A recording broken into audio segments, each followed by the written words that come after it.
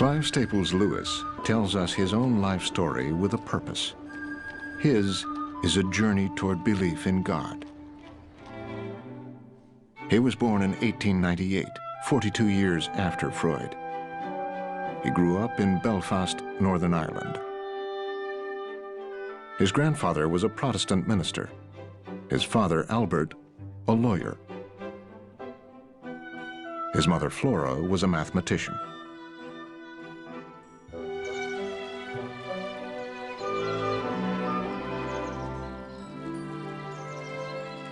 In 1907, they moved into Little Lee, which Albert had built for his wife.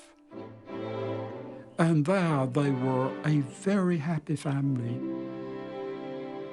I think Flora knew her son better than the father did. She gave him a good foundation in Latin and in French and in English.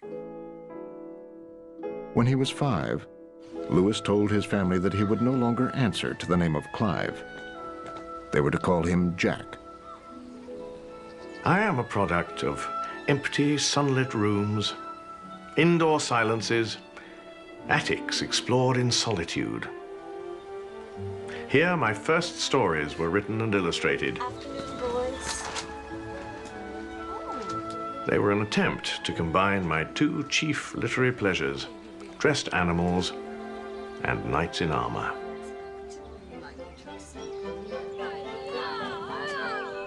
Jack and his older brother Warren spent all their time together, playmates and companions.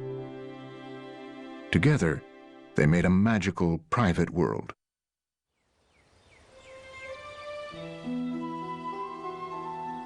Once, in those very early days, my brother Warren brought into the nursery a box which he had covered with moss and garnished with twigs and flowers.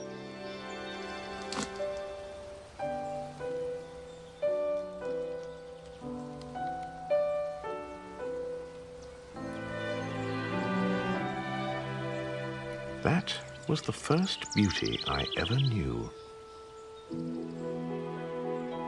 It made me aware of nature as something cool, dewy, fresh, exuberant. Everything seems like a dream. Anything seems possible. And all sorts of ideas float through your mind. It was something quite different from ordinary life and even from ordinary pleasure. Something, as they would now say, in another dimension.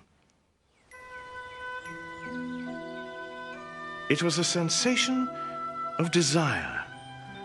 But before I knew what I desired, the desire was gone. The world turned commonplace again.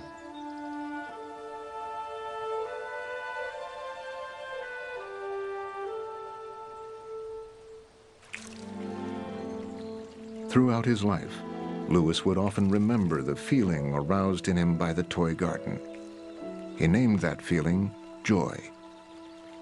There's a pang of desire that this garden brings back, as though he once was someplace, which is now beyond his reach. It's lost to him, and he wants desperately to return to that.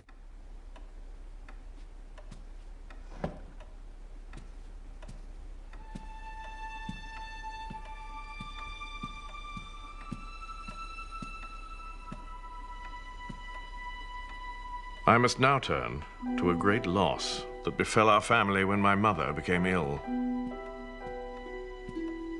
There were voices and comings and goings all over the house. Our whole existence changed into something alien and menacing as the house became full of strange smells and midnight noises.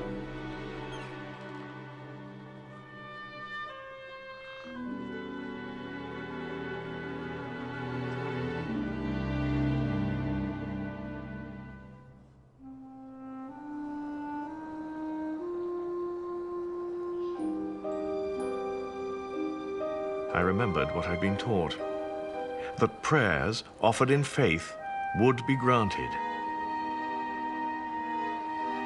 I set myself to produce by willpower a firm belief that my prayers for her recovery would be successful.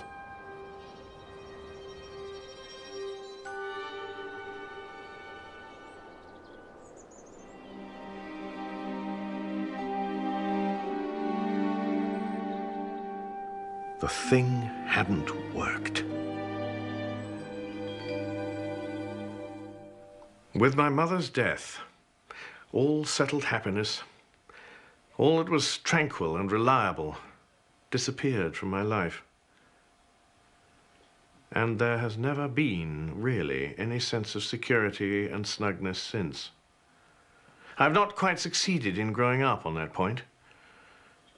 There is still too much of Mummy's lost little boy about me. My father's good qualities, as well as his weaknesses, incapacitated him for the task of bringing up two noisy and mischievous schoolboys.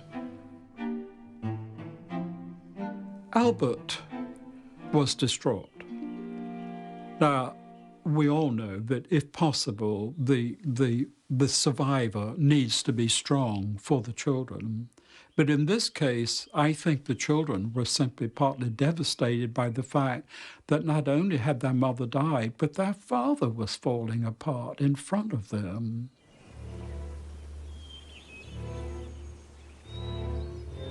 One day, my brother made a tent. He used a dust sheet from the attic and a stepladder taken from the house and turned into tent poles. My father came home from work. Then the lightning flashed and the thunder roared. He said he would close the house and we should be sent away to America.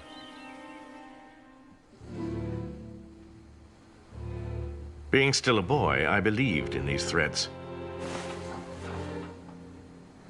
I would awake at night, and if I did not immediately hear my brother's breathing from the neighboring bed, I often suspected my father and he had secretly risen while I slept and gone off to America, that I was finally abandoned.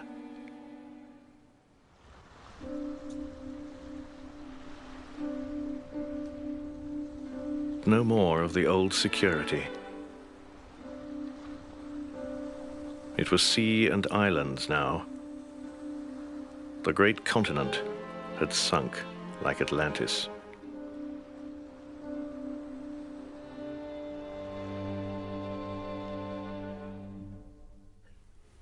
The most heart-wrenching episode in all of Lewis's literature, I think, happens in The Magician's Nephew, when the little boy picks the apple that Aslan sent him for and knows that his mother lies dying at home in England and realizes that this magic apple could cure her. And the witch says, take it, take just a slice of it. The lion will never know, and it will cure your mother. But the little boy Diggory doesn't do it. He brings it back to Aslan and is so surprised when Aslan gives him a piece and says, take it back. Well, the little boy takes the apple back to his dying mother and gives it to her. And we see the middle-aged C.S. Lewis writing in his book of fantasy what he couldn't achieve in life. Jack Lewis was sent to boarding school in England. He had lost his mother and been abandoned by his father and the faith that had failed him.